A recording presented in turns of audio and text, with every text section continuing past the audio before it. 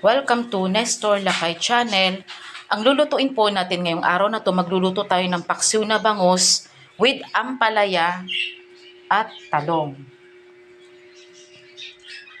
Naghiwa po tayo ng luya, sibuyas. Inilagay na rin natin ang ampalaya, talong, siling haba, asin, paminta, suka at tubig. At ngayon, isasalang po natin ito sa atin kalan na diuling. Ito po ang ulam natin ngayong araw na to, paksiw na bangus with ampalaya at talong.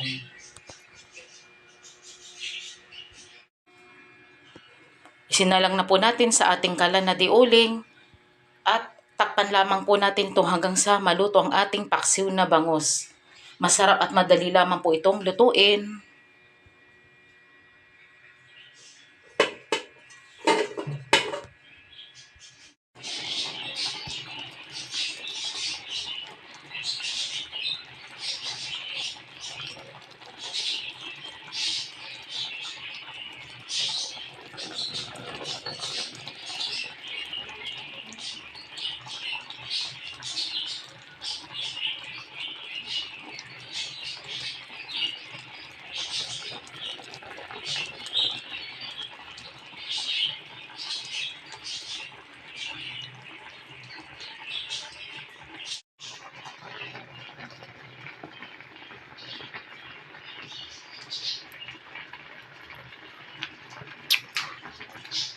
Luto na po ang ating paksiw na bangus with ampalaya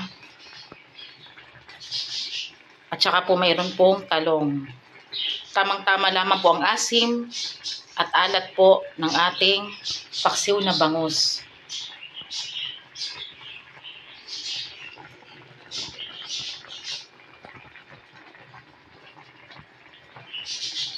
Sarap po nito sa kanin. Tapos gumawa lang po tayo ng sawsawang patis at may kalamansi at may sili. Ang sarap nito. Sabaw pa lang ng paksiw na bangus, ulam na. Ito pong bangus na to, binili po natin kahapon sa Pandawan, Rosario, Cavite. Sariwang-sariwa po ngayon ang mga isda po doon. Marami pong bangus at tilapia po kahapon nung nagbiyahe po tayo. Isang piraso lamang po itong bangus na niluto po natin ngayong araw na to. At mataba po itong bangus, oh. Yung sabaw niya, mayroong mantika. Natural oil ng bangus. Kaya napakasarap po nitong ating paksiw. Masarap at madali lamang pong lutuin. Ito na po ang ating paksiw na bangus. Maraming salamat po sa panonood po ng aming channel, Nestor Lakay Channel. At huwag niyong kalimutan mag-like, share, and subscribe po sa aming channel. Maraming salamat po and God bless po sa ating lahat. Ulam natin ngayon, paksiw na bangus with talong at ampalaya.